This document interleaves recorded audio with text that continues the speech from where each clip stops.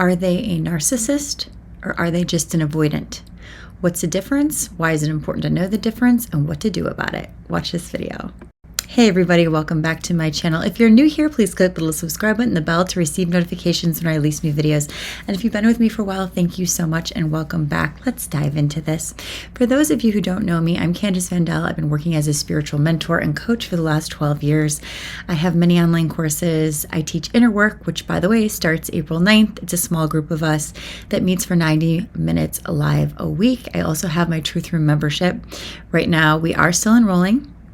And it is a fabulous place to be. You'll see me and the group every single week. So all of those links are below. Back to the topic. So, are they a narcissist or are they just an avoidant? This has been coming up a lot because so many clients are like, I don't know if my mom or my partner or my dad or whatever is really a narcissist. And I say, it doesn't matter what they really are. It's what are the coping mechanisms that you have instilled inside your body to deal with such behaviors. This is the thing that matters. Sometimes it helps people to label. But what I see labels as is just sort of a guideline of, ooh, this matches or this doesn't match or it could be this. And so one of the things I feel drawn to talk about today is the avoidant partner, the avoidant attachment. Because many of us who get into relationships with narcissistic types have an anxious or disorganized attachment. And many people who find themselves in these types of relationships will also find themselves in relationships with someone who's an avoidant, because trauma plays out in opposites. And many times when we have an anxious attachment, we are definitely attracted to the avoidant attachment. There's many reasons why. I have tons of reels on Instagram about this, right? To get right to the point really quickly. But for this video, I want to spell out how an avoidant will act and how it is so similar yet different. And one of my clients today was like, wait a minute though, if it's an avoidant, is it as difficult to heal with them? And I say this, it's very difficult, but an avoidant partner who's not narcissistic is usually very interested in connection, but they can't keep the consistent connection or the depth of the connection. But if they start to really want to understand this and do the work on this, they can absolutely heal. But they're going to have to take accountability and they're going to have to take responsibility for what they are doing. That is something that a narcissistic person will not ever do. So you have a chance with an avoidant. Also, a lot of people who see themselves in disorganized attachment have both anxious attachment and avoidant, just at different times. If you have disorganized attachment, you might be someone who feels more anxious around someone who's more avoidant, and someone who is actually more anxious, you will start to avoid. And the reason for anyone being avoidant is a deep, unconscious, because a lot of people don't admit this, fear of real intimacy. There's many reasons for this, but this is what you'll notice with an avoidant partner. With an avoidant partner, they will be connected for 2 seconds or 2 minutes max, right? It's like 3, 2, 1, gotta go. Physical touch is rare. It's not a comfort for them because that's, again, just another example of that closeness that triggers the fear. Vulnerability, transparency, not their strong suit. So when you have a love language that's physical touch, it's going to be a nightmare to be with an avoidant. You can say it till the cows come home to them. Hey, I need more of this.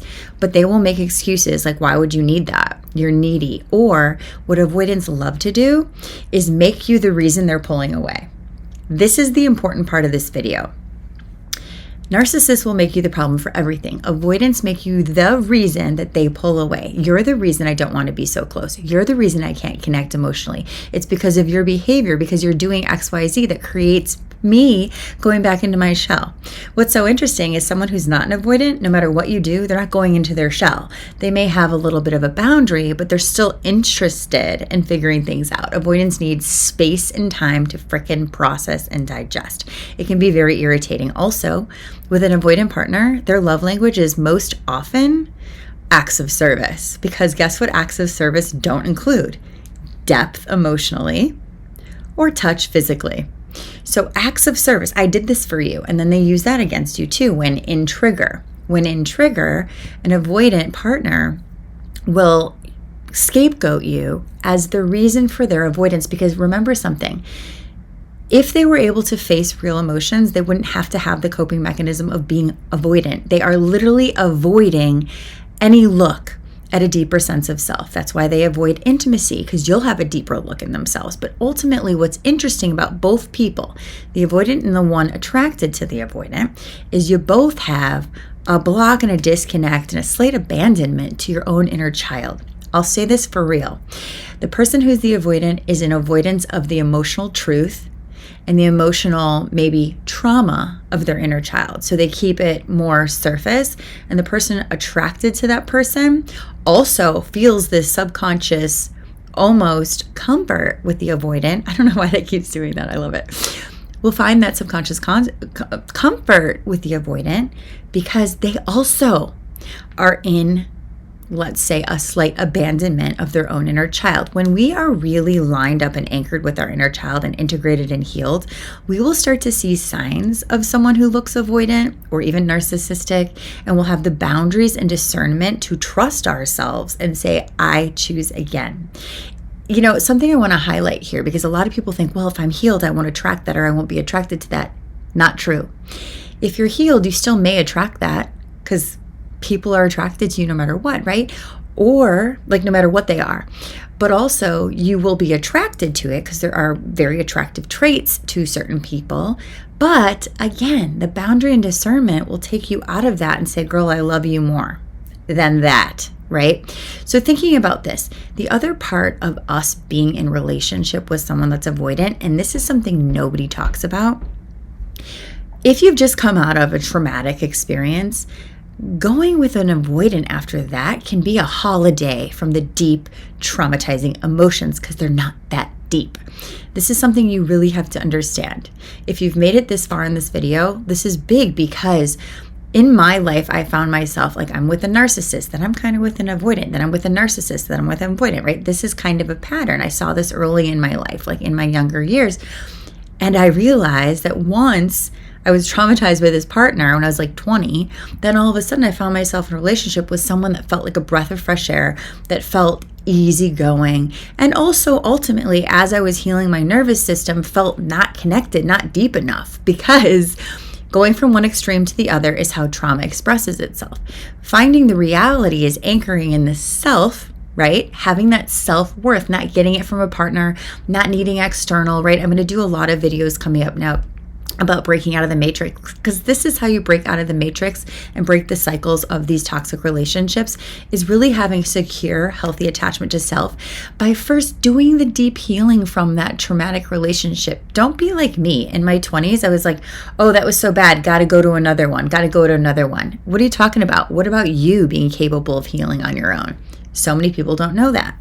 When I finally mastered that, that is when I was not only attracting, but allowing the healthy partner, because you don't need too much and you're not trying to band-aid and mask the wound with something else that will ultimately never be the answer, because it will only always reflect your relationship to self. So use me as an example. My 20-year-old self was with a narcissist and then with what I would call an avoidant and then back to the toxic, because this one healed this one and then this was boring. So I went to this, this is what it is. And after doing that about 1 or 2 times, I was like, I guess it's time to do my deep inner child work and heal my darn self so I can actually know what a healthy relationship is and also know the real reason for a relationship. So many people don't want to admit it, guys, but they use relationships to have to avoid the pain. They don't know how to heal. They want to just bypass and get to the next good thing. It will always come up for you. I'm writing my book right now, and one of the chapters I was writing last night was about how your inner wounds will come for you. If you're just band-aiding and bypassing, it'll just take longer, and you don't want to do that. So if you find yourself in a relationship with a narcissistic type or an avoidant partner that is not wanting to look at themselves, that is not wanting to stop avoiding themselves, you have to ask yourself this question. If I'm accepting someone who's in avoidance of themselves, therefore avoiding my true emotional truth, what am I doing? If you're with someone that doesn't see or allow or mirror the truth that you are telling, they almost don't allow it, because they need you as the scapegoat for why they can't be intimate and deep with you. But if you're allowing that, if you're allowing someone to have a barrier between you and them, what are you doing? I want you to really ask yourself that. If you guys are Patreon members or you want to be Patreon member, I'm going to drop this down there in Patreon in the next few minutes. And what I'm going to do is I'm going to give you some exercises. And if you're Patreon tier 2, you can ask me personal questions for advice. So check that out. All access Patreon, I think that is. That's something new that I used to do in the past. I stopped doing it because I was all about my membership. But now I'm doing it again because it's way more affordable than really anything I do. And you also get my personal advice. So check out Patreon if you haven't already. What else can I tell you? Please go say hi to me on Instagram. I definitely always answer my DMs. Somebody wrote me the other day and they're like, you never answer. I'm like, oh, I always do. You got to wait 2 minutes though. So I will always answer my DMs. Go check out the Truth Room. Go check out Patreon. If you want deep one-on-one with me for 8 weeks, check out Inner Work. I love you guys. I hope you're having an amazing week. I'll see you soon.